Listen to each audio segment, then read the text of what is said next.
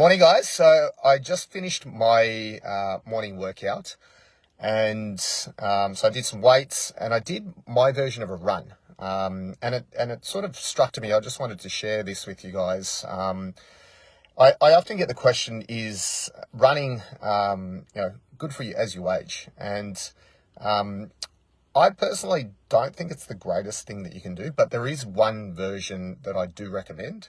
And I do myself. Like myself, I've got not the best knees. I've had multiple knee surgeries and like ACL reconstruction from sporting martial arts injuries, and they don't do great with a lot of impact. And the way that I want to recommend, in my opinion, on running is that if you think of it like this, running. And by the way, I'll just say this: if you love to run, definitely, I always recommend to move your body in the best way that you enjoy moving it. So if running's like meditation for you, and you really like to do it, then I encourage you to keep doing it for sure. Move your body in any way you like. But if you're not currently running and you're sort of thinking, oh, I want to get, a bit of a cardio workout and, develop my heart health, then, running is not necessarily always the best thing to do, just because when you run, you're doing repetitive pounding on that pavement. It puts a lot of stress through the joints. And as we get older, most of us have, a lot of worn cartilage, and we can sort of be going bone on bone. So it can create inflammation and not be the best. You'd be better off doing lower impact. I think the risk to benefit ratio is not fantastic as we age. And even if you look at, the other thing when you're doing lots and lots of Ks is I find it's quite aging.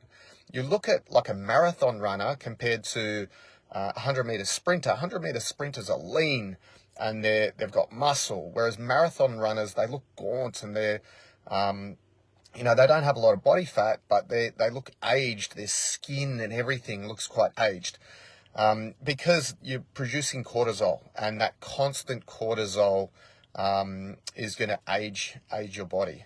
So the way that I do running, and the way that I do recommend, if you want to get a good cardio workout, get the heart rate up, is that what I'd like to do, what I call a walk run. So I go for a walk, and I do it in an area where there's hills. Now, when we go up hills, so if you think of it like this, if you're running down a hill, if you've ever run down a hill, it really puts a lot of impact through the knees and ankles and hips. Like you're thudding, you're hitting the ground hard. Even when you're doing it on flat, especially on a harder surface, there is still that thudding and that impact through the joints. When you run uphill, it's very low impact. So when when I go for a jog walk, what I do is I go for a walk, and when there's a little hill, I do what's called fartlek style training. So there may be something that you see in the distance. So it might be like a tree or a lamppost or something like that in the distance. And you go from walking, and then you pick out that point, and then you jog up the hill, because as I said, up the hill's low impact, so it's quite easier on the joints. But it's a really good way of getting the heart rate elevated, and you get really out of breath quite easily, because it's much harder running up a hill than it is on flat. And then you can just go back to a walk again, and that way you can sort of build up your cardiovascular fitness by just doing short little stints, and we're getting the heart rate pumping. We're not putting stress through the joints.